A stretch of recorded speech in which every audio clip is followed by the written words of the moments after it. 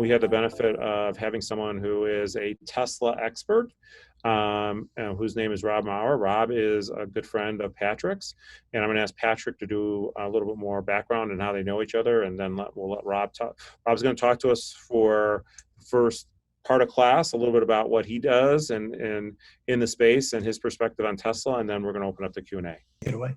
Yeah, awesome. Thank you for the glowing introduction, Pat. Appreciate it. So yeah, as Pat said, I started this podcast back in 2017 after sort of being a Tesla investor since 2013. And really what drove me to start the podcast was just the amount of misinformation that was out there in the mainstream media at the time. So it seemed like every other day I would get text messages from friends complaining about some CNBC article about, Tesla's battery fires or something like that, where they're asking, oh my gosh, do I need to sell the stock because of this news? And oftentimes, I reply to them and say, okay, here's like X, Y, and Z context that was missing.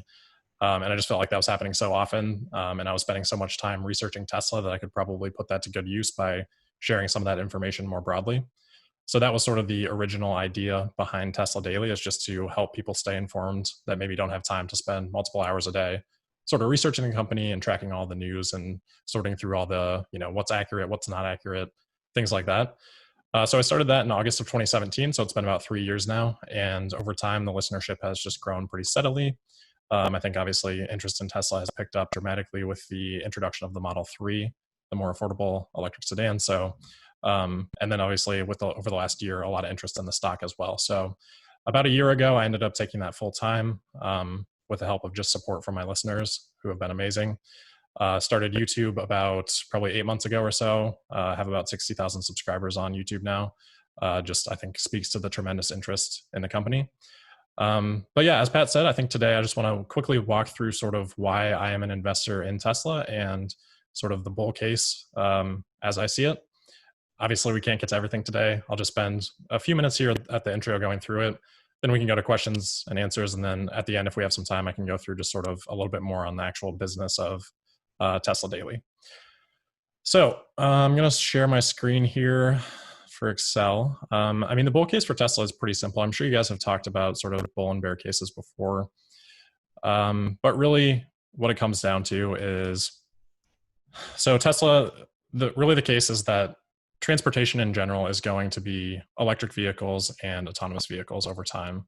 The reason it's going to electric is because the electric powertrain is just superior in terms of efficiency, performance, cost for performance, cost of fuel, safety.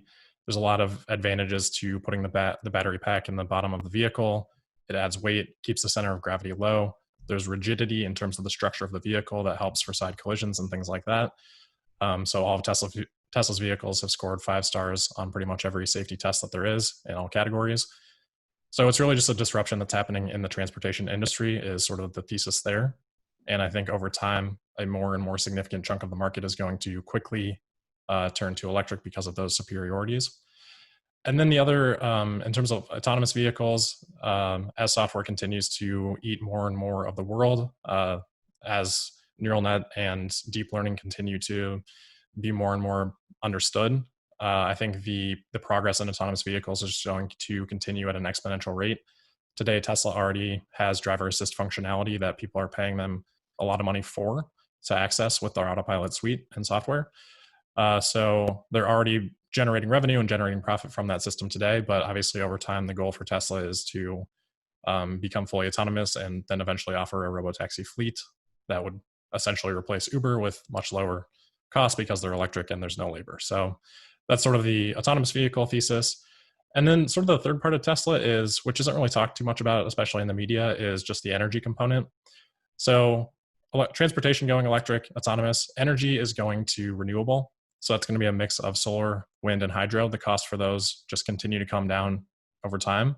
I think we've reached a point where with oil, natural gas, things like that, there's not a lot left to squeeze out there, but there's a lot of innovation that can still happen with these renewable energy sources. And it's just something that the world needs to transition to eventually. We can't rely on oil or finite resources forever. So not only are the costs beneficial in terms of how that disruption is going to play out, it's just something that sort of needs to happen for the world. So with those renewable energy sources, obviously the problem is that the supply of energy or the power is intermittent. So alongside the intermittency of that power source, you need storage. So you're obviously not going to generate solar power at night. you need some energy backed up to use at night. So that's going to come in the form of batteries, whether that's in the grid or whether that's localized in terms of residential storage, or some combination, more likely, of all those things. So that's sort of the overall thesis. So what you can see here on the screen is just the top 10 revenue companies in the world right now. So you'll notice that 9 out of 10 of these are actually in the oil and gas space or in the automotive space. So the segments that Tesla is playing in are extremely large markets, multi-trillion-dollar markets, which means that there's a lot of potential for both disruption, because a lot of these companies are established legacy type of companies that maybe aren't as disruptive or innovative as they were in the past. And obviously they control a large market share. So there's a lot of potential there for Tesla to take share and take profit. So in terms of that share, Tesla is definitely the leader in electric vehicles. They actually own 80% of the market in the United States. So you can see a chart here from carsalesbase.com. So 80% of the market share, they had 82% last year. It's been pretty consistent. And sort of the biggest thing that people don't really realize about this is that Tesla's actually at a disadvantage in terms of their competition with other electric vehicles. There is a $7,500 federal tax credit in the United States for the purchase of electric vehicles. Tesla is no longer eligible for that because the federal tax credit is capped at 200,000 vehicles per brand. So Tesla has burned through that pretty quickly. And as of the middle of 2019, that started to phase out.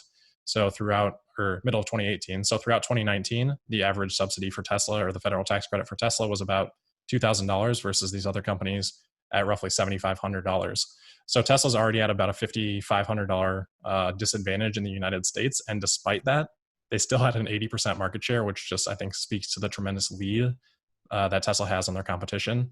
Second place was Chevy with the Chevy Bolt, which actually came out before the Model 3, and that only had about 7% market share. So Tesla just continues to dominate, and their domination worldwide is growing too.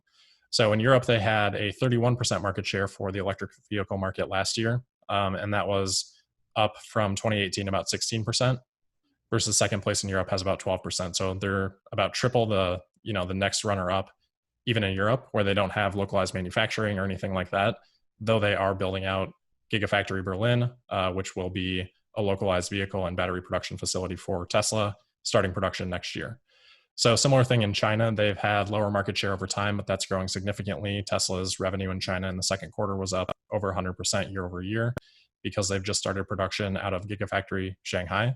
So similar to Gigafactory Berlin, that's going to be a battery and vehicle factory, and is already producing at a run rate of about 150,000 vehicles per year, and continuing to accelerate. And that's Tesla broke ground on that in January of 2019. So that's pretty much unprecedented in terms of large scale manufacturing for them to go from groundbreaking to that sort of vehicle run rate in basically a year and a half. And Tesla's working on building out factories, all over the world right now. They've got Gigafactory Berlin, Gigafactory Shanghai, and then I'm sure, as a lot of you guys have heard, they just announced a Gigafactory in Texas a couple weeks ago. So they plan to get that into production next year as well. So the pace that Tesla's growing at is just not slowing down at all. Elon has said that they want to continue to grow at 50% per year, basically in perpetuity, until they hit about 20 million vehicles per year, sort of by 2030. So we'll talk about that a bit here too. In terms of their lead in autonomous vehicles, so this is a chart put together by Lex Friedman. This captures the number of miles that are driven by Teslas that are equipped with their autopilot hardware. So Tesla basically has the capability of harboring all the data from all of those miles driven. So in Tesla's case, right now, there are over 3 billion miles driven by these vehicles with this autopilot hardware, which contains 8 cameras, a variety of radars, ultrasonic sensors, things like that. They don't use a LiDAR sensor, which is a bit different than other strategies in the autonomous vehicle market. But Tesla's philosophy is that really, with enough data, they're going to be able to train their neural net to the degree that a LiDAR won't necessarily be required. So that's really the play here, is Tesla is basically shipping as many vehicles into the market as they can. Those vehicles then return a lot of data for them, which is incredibly valuable for Tesla. And Tesla actually gets to charge their customers to go and collect this data for them through the profits that they generate on their vehicles. So it's a really nice flywheel effect that just scales up even more and more as Tesla's production and deliveries grow. So for example, Tesla's at about 3 billion miles in terms of the autopilot miles driven. They're collecting, about 7.5 miles per day from these vehicles. For example, really the second place in autonomous vehicles from my perspective, obviously this is all my own opinion, but Waymo is probably second place right now. They, for example, have 20 million miles collectively driven across all their vehicles. So 20 million versus 3 billion. And Tesla's collecting about 7.5 million miles per day. Waymo has different sensor suites. They do use LiDAR, so some of that data may be considered more valuable. That's really a toss up in terms of just how you expect, the development of autonomous systems to play out. But for me, I think it's really all about the data, and that's what Tesla's pursuing, and no one else has really been able to implement a strategy where they can get the sort of scale in the marketplace to collect that data like Tesla has. It's just way too costly. For example, Waymo can't pay $100,000 for all their vehicles without a customer buying that for them to go travel the globe like Tesla has. So that's sort of my perspective on why Tesla's leading in electric vehicles and autonomous vehicles. In terms of the energy businesses, Tesla offers the lowest cost in solar installations right now in the United States by about 20 or 30%. So that's a recent price cut. They aren't currently the market share leader in terms of installations, but that business has been through some changes since Tesla acquired SolarCity in 2016. And over time, I believe Tesla, with these lower costs and just sort of the benefit of Tesla's brand recognition and the scale of the business, I think should continue to accelerate very rapidly. As I said, Elon expects the vehicle business to grow at about 50% compound each year. And for solar and energy, he expects them to grow both more quickly than that. So they should become bigger parts of the business over time and should have really incredible growth rates.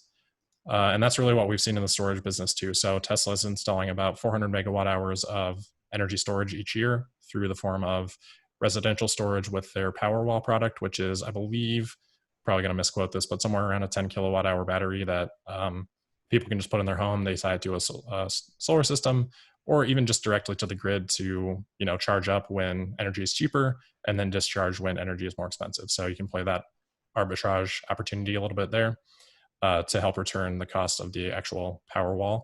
And then Tesla offers utility scale products like the Power Pack and the Mega Pack, which is a new 3 megawatt hour sort of turnkey project that they can implement really quickly if utilities want to implement that storage. So I think Tesla is really, positioned to be a dominant player across these huge markets. And that's essentially the thesis in general. But I think what a lot of people get hung up on is, okay, Tesla's leading all these things, but they're valued at, $300 billion right now. So I do want to go a little bit through that valuation, because I think a lot of people think of it, okay, it's just a bubble. People are just way too hyped up on this. Oh, here we go. So this is just basically Tesla's aspirations for how quickly they want to grow by 2030. So that's 50% per year in 2025. That puts them at 4 million vehicles. Elon has clarified that, yes, that is at least their target. And then about 20 million vehicles by 2030, which would have them basically twice the size of the largest manufacturers today, at about 10 million with Volkswagen and Toyota. So if we think about Tesla right now, they're building out the factories, as I said, in Europe, in China, and a second factory here in the United States. Those factories by 2023, probably at the latest, should be capable of production of at least 1.5 million vehicles per year. Tesla's production capacity right now is about 800,000, though with the impacts of coronavirus this year, they'll probably only deliver somewhere just above 500,000 for the year. But as they go into next year, Gigafactory Shanghai continues to ramp, Gigafactory Berlin comes online, Gigafactory Texas comes online. Their production capacity is going to accelerate dramatically, and that should allow them to increase deliveries dramatically as well. Tesla's generally not demand constrained, as evidenced by their second quarter deliveries, which were only down 5% versus the entire automotive market being down 40%. So it just speaks to how much latent demand there is that Tesla can't fulfill with their production capacity today. So if we look at like in between 2022 and 2023, for example, and we assume, okay, these factories come online, they've doubled Tesla's production right now. Tesla's producing 1.5 million vehicles per year. And let's say that each of those vehicles, the average selling price is about $45,000. So that would mean that Tesla would be generating $68 billion in revenue.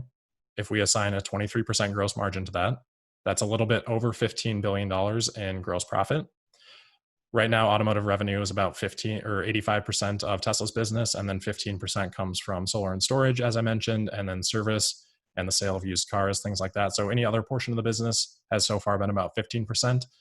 As I said, Tesla does expect that to grow more quickly over time, but for our example today, let's just assume that stays stagnant at about 15%. On $68 billion in revenue, if we throw another 15% on top of that, that's another 12 billion. So in a couple of years, in 2022 or 2023, Tesla should be generating about $80 billion in revenue. And right now, so far, they've run those other businesses pretty much at just break-even gross margin. So they're not generating much profit on them. I do think over time they will start to do that. But again, for our example, we'll be conservative here and we'll just assume that additional $12 billion in revenue doesn't generate any extra profit for Tesla. So $15.5 billion in terms of profit.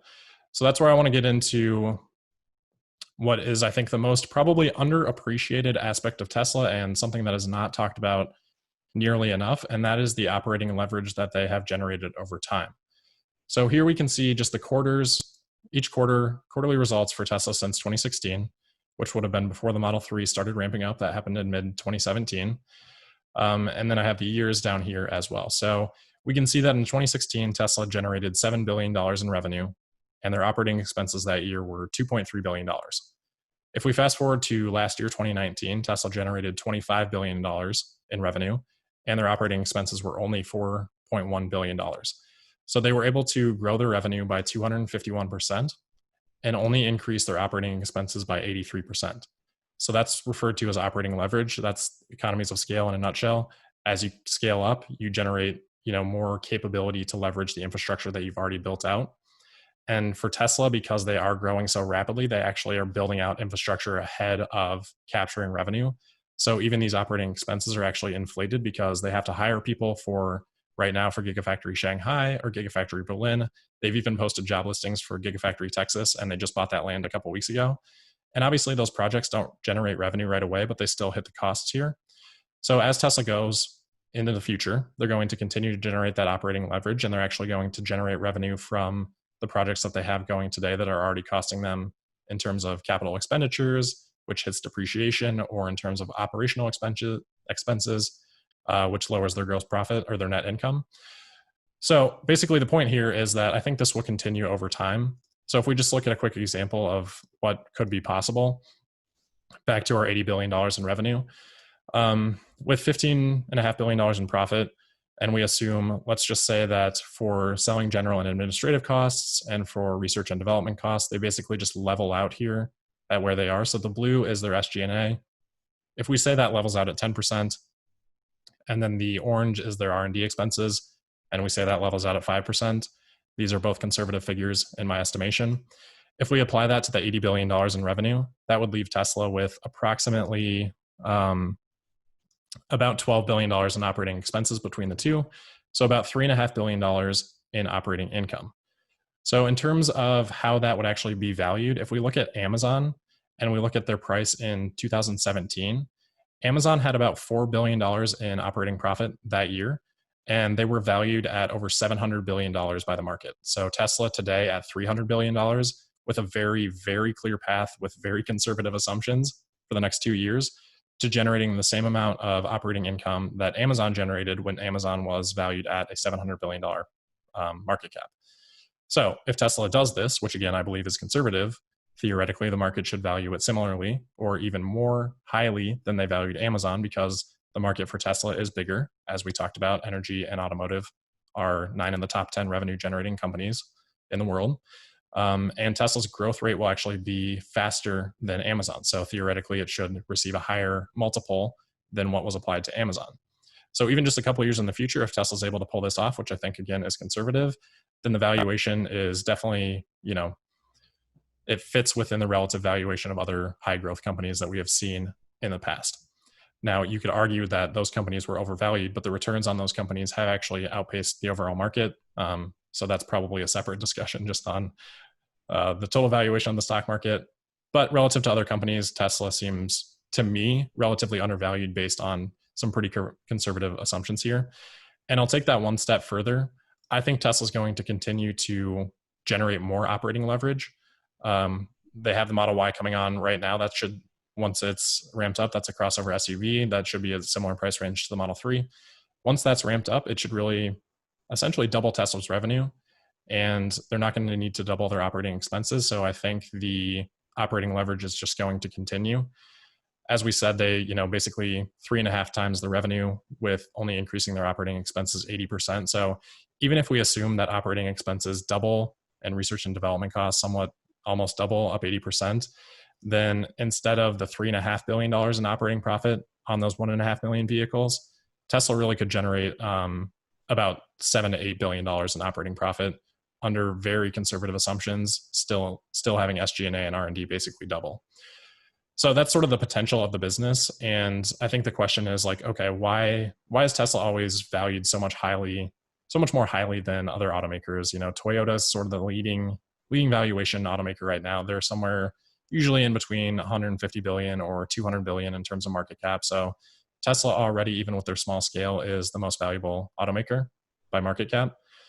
So the question then is, okay, comparing Tesla to the other automakers, the valuation is, too high. Tesla's doing things, as I mentioned in the beginning, though, that other automakers are not. So the first thing that Tesla is doing is the vertical integration. So a lot of automakers, especially these days, rely heavily on their suppliers.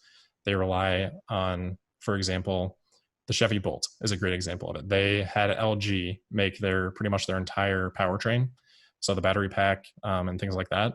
Versus Tesla, they really just integrate fully throughout the entire thing. They make as far down as making their own seats and materials for the seats. So Tesla's heavily vertically integrated. Tesla also doesn't rely on a dealership network. They sell direct to customers. So if you think about the other automakers and their valuation, they're sharing that valuation with the dealerships. They don't get to capture the entire value chain like Tesla does. So it's from point of sale all the way down from manufacturing. Tesla is extending the vertical integration and capturing more of the profit throughout. So that's a huge reason that Tesla has a greater profitability outlook than other automakers. They're just not capturing that profit in the supply chain. And then the second thing, which is really the biggest, is Tesla is really a technology company. And some people are going to argue that, but you can't argue the fact that right now Tesla sells a software option on their vehicles for $8,000. About 25% of people opt for that, which is about $2,000 per car. Tesla can't actually recognize all that revenue right now because the full feature set is not delivered, but they do recognize about half of it. So over time, as they continue to improve their autopilot functionality, deliver new features, the amount of revenue that they can recognize and the take rate on that option is just going to increase.